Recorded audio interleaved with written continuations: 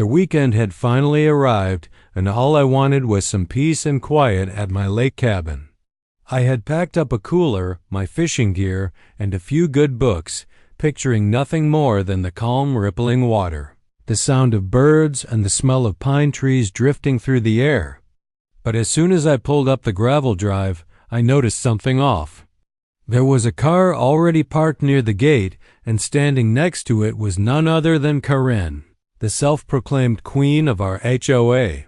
She had that familiar smirk plastered on her face, the one that usually meant she was about to deliver a dose of nonsense. Before I could even greet her, she lifted a manila folder like it was evidence in a trial. "I hope you didn't plan on staying here this weekend," she declared.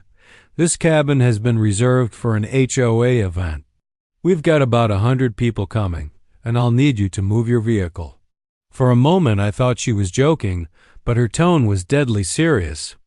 She actually believed she had some authority to take over my private property.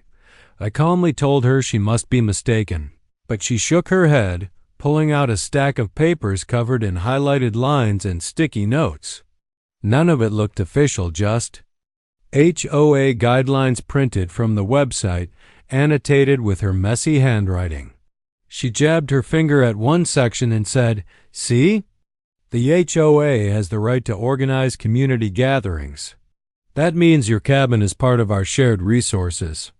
The absurdity almost made me laugh, but I bit my tongue. This wasn't the first time Karen had tried to flex her imaginary power. She'd sent warning letters for leaving my kayak on the dock overnight and even tried to fine me for painting my shutters a shade darker than she liked. But this was on a completely different level. She wasn't just making up rules, she was attempting to hijack my cabin for her own party. Looked around at the place I had worked hard to maintain, every board and nail something I had poured effort into, and the idea of 100 uninvited guests trampling through made my blood boil. Karen was standing there like she had already won, expecting me to fold under her bluff. That was when I realized she had no idea what was coming next. The next morning, I noticed unusual activity around the neighborhood. A couple of trucks rumbled past the road leading to my cabin, their beds loaded with folding tables and stacks of chairs. At first, I thought maybe someone nearby was hosting a wedding or family reunion, but then I caught sight of one of the drivers pulling up to the edge of my property. He parked casually, glanced at a piece of paper in his hand, and then began unloading equipment as if he belonged there. My stomach sank.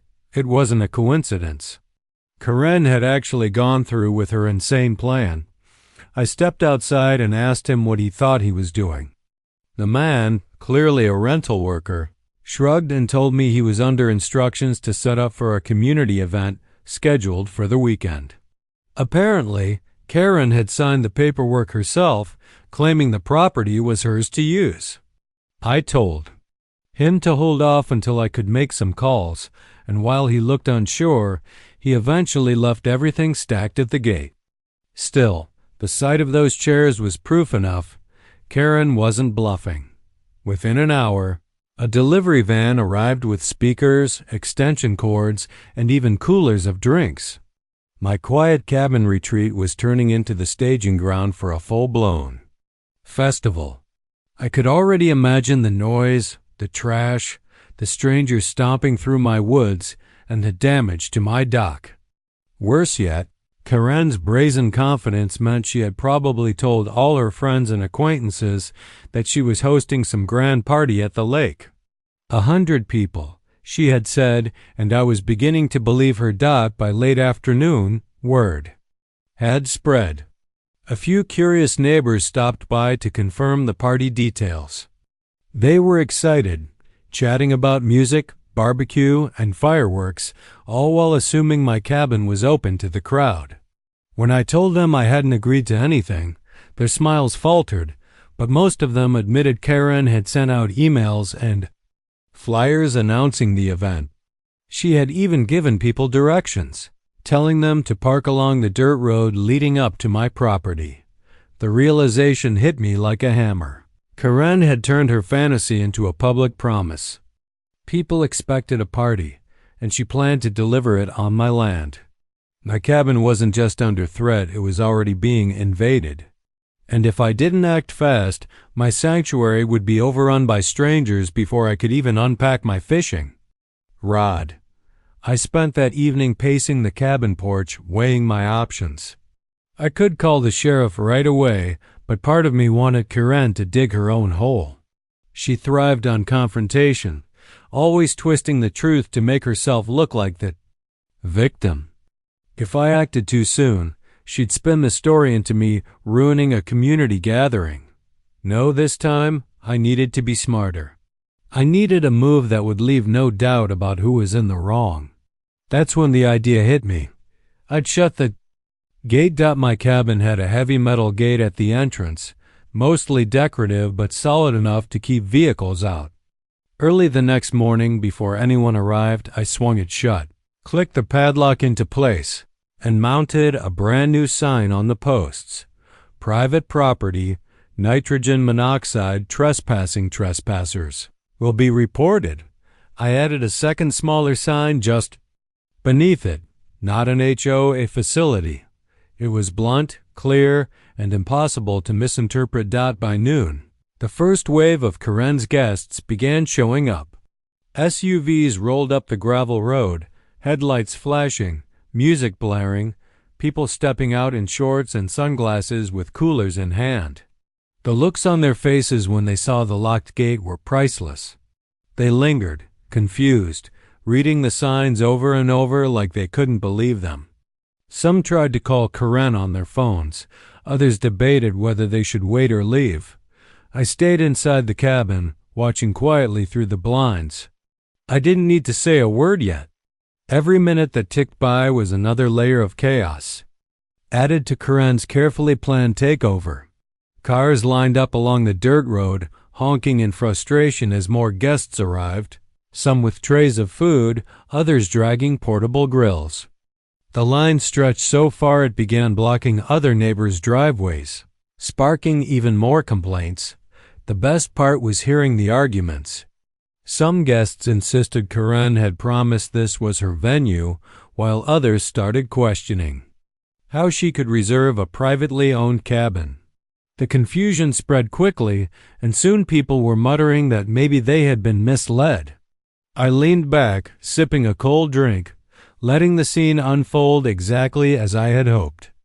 Karen thought she could steamroll me with her lies, but all I had to do was close one gate to unravel her entire charade.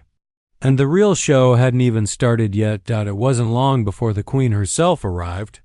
Karen pulled up in her shiny SUV, stepping out like she was walking a red carpet. She wore a wide-brimmed hat, oversized sunglasses, and carried a clipboard under her arm, as if she were the host of some exclusive gala. The crowd of confused guests immediately turned to her, demanding answers about why the gate was locked and why the sign said private property. For the first time, I saw the confidence drain from her face. She tried to wave it off, claiming it was a mix-up and that she had the paperwork to prove everything was in order. Karen marched right up to the gate, rattling the padlock as if it would magically open for her. Then she shouted toward the cabin, "You can't do this. This property belongs to the HOA today. I reserved it." Her voice echoed down the road, but instead of support, she got silence and glares. A few of the guests folded their arms, clearly not buying her story. Others began whispering that they'd wasted their weekend on false promises. That was when I decided it was time to make an appearance. I stepped out onto the porch, calm and collected, and raised my voice just enough for everyone to hear. Let's get something straight. This cabin is my private property. It's not part of the HOA. It's not a community center. And it's definitely not reserved for 100 people I never invited. I gestured toward the signs on the gate. Those are legal warnings. If anyone decides to push their luck, I'll be calling the sheriff. The murmurs in the crowd grew louder. People turned on Karen, demanding to know why she lied and why she dragged them all the way out here under false pretenses. She tried to argue, waving her messy papers around. But no one cared about her highlighted HOA guidelines anymore. All they saw was a woman who had promised them a party and delivered nothing but embarrassment. One by one, the guests packed up and left. The trucks that had delivered chairs and speakers drove away, leaving Karen standing alone at the gate. Her cheeks were bright red, and she avoided eye contact with anyone. She had wanted to play the role of powerful host, but instead she ended up exposed as a liar in front of nearly 100 people. Watching her humiliated, fuming in silence, was more satisfying than any fishing trip I could have planned.